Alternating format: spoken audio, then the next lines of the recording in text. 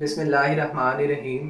Welcome to Khan academy of biology. Dear students, आज हमने muscles और इसकी टाइप्स को डिस्कस करना है। ये इंतहाई इम्पोर्टेंट और आसान टॉपिक है। मसल्स की तीन टाइप्स को हम डिस्कस करेंगे। सबसे पहले स्मूथ मसल, उसके बाद कार्डियक मसल और स्केलेटल मसल। इन तीन मसल्स को हमने डिस्कस करना है। बॉडी के मोस्ट ऑफ मसल्स जैसे कि स्केलेटल मसल, ये बॉडी के स्केलेटन के साथ अटैच होते हैं और बॉडी की मूवमेंट के अंदर हिस्सा लेते हैं। उसके बाद ये खास स्पेशलाइज सेल से मिलके बनते हैं जिनमें कंट्रक्टाइल, एक्टिन और मायोसिन प्रोटीन पाई जाती है। अगर फर्स्ट टाइप की बात करें जिसे हम स्मूथ मसल्स कहते हैं, ये अर्लीस्ट नाउन मसल है, यानी सबसे प्रिमिटिव, सबसे पुराने स्मूथ मसल्स हैं और ये स्पिंडल शेप्ड है।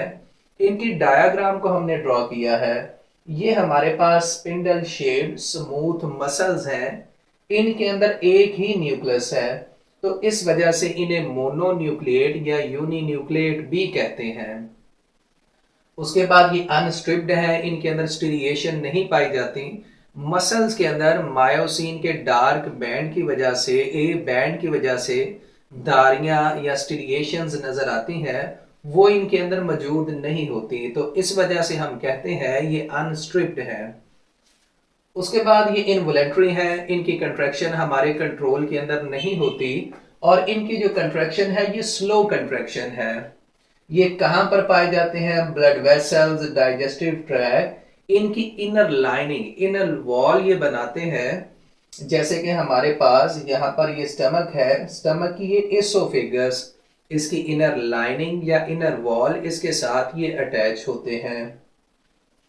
उसके बाद अगर हम बात करें कार्डियक मसल की, कार्डियक मसल हार्ट के मसल है, यानी मसल ऑफ हार्ट। दिल जिन मसल से मिलके बनता है ये कार्डियक मसल है, ये ब्रांच्ड है। हम इसे डायग्राम के अंदर देख भी सकते हैं कि इसकी एक से ज्यादा ब्रांचेस हैं। जैसे कि हमारे पास ये एक फाइबर है कार्डियक मसल का जो आगे ब्रांच बनाता है। उसके बाद यहाँ पर ये भी ब्रांच्ड है, ये भी ब्रांच्ड है, ये भी ब्रांच्ड है। तो हमारे पास जितने भी कार्डियक मसल्स होंगे ये सारे के सारे ब्रांच्ड हैं। मल्टी न्यूक्लिएट हैं, इनके अंदर न्यूक्लियस एक से ज्यादा पाया जाता है। स्ट्रिप्ड हैं, इनके अंदर स्टीरिएशंस, ये धारियां मायोसिन प्रोटीन की वजह से जो इनके अंदर लाइनिंग या स्टीरिएशंस है वो पाई जाएंगी। उसके बाद ये इनवॉलेंट्री हैं, जो हार्ट के मसल की कंट्रैक्शन है ये हमारे कंट्रोल के अंदर नहीं होती। इंटरमीडिएट कंट्रैक्शन शो करते हैं। क्योंकि इनका काम ब्लड को बॉडी के अंदर सर्कुलेट करवाना है, पूरी की पूरी बॉडी की मूवमेंट के अंदर ये हिस्सा नहीं लेते, तो नॉर्मल या इंटरमीडिएट कंट्रैक्शन करेंगे ताकि ब्लड बॉडी के अंदर सर्कुलेट कर सके। उसके बाद थर्ड और लास्ट टाइप को हमने डिस्कस करना है जिसे स्केलेटल मसल कहते हैं। स्केलेटल मसल हमारे स्केलेटन के साथ अटैच होते हैं। इनकी कंट्रैक्शन बड़ी स्ट्रांग होती है क्योंकि बॉडी को एक जगह से दूसरी जगह इन्होंने लेके जाना होता है, मोटिलिटी या मूवमेंट के अंदर हिस्सा लेना होता है, तो इस वजह से स्ट्रांग कंट्रैक्शन इनके अंदर पाई जाती है। यहाँ पर ये डायग्राम है हमारे पास स्केलेटल मसल की।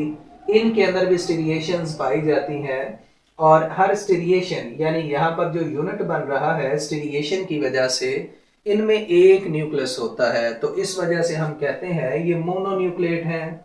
तो इसकी प्रॉपर्टीज को हम डिस्कस करते हैं।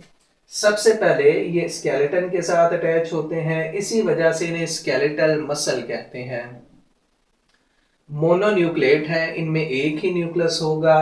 स्टीरिएशन या स्ट्रिप्ड इनके अंदर पाई जाएंगी। ये वॉलेंट्री हैं, हमारे कॉन्शियस कंट्रोल के अंदर होते हैं।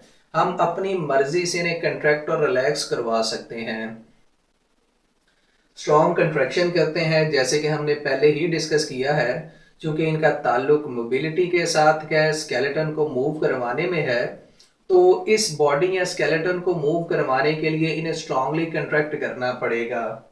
यहाँ पर हमने इस फोर लिंब की डायग्राम को ड्रॉ किया है जिसके साथ बाइसेप और ट्राइसेप अटैच हैं। ये दोनों एंटागोनिस्टिक एक दूसरे की ऑपोजिट सिमत के अंदर कंट्रैक्ट और रिलैक्स करते हैं, जिसकी वजह से इस आर्म की मोबिलिटी पॉसिबल होती है। ये बाइसेप हमारे पास जब कंट्रैक्ट करते हैं तो ट्राइसेप रिलैक्स करते हैं। जब ट्राइसेप नीचे वाले मसल ये कंट्रैक्ट करेंगे, ये रिलैक्स करेंगे। तो इसी वजह से ये जो फोर लिम्ब है ये मोबिलाइज हो सकती है, ये मूव कर सकती है।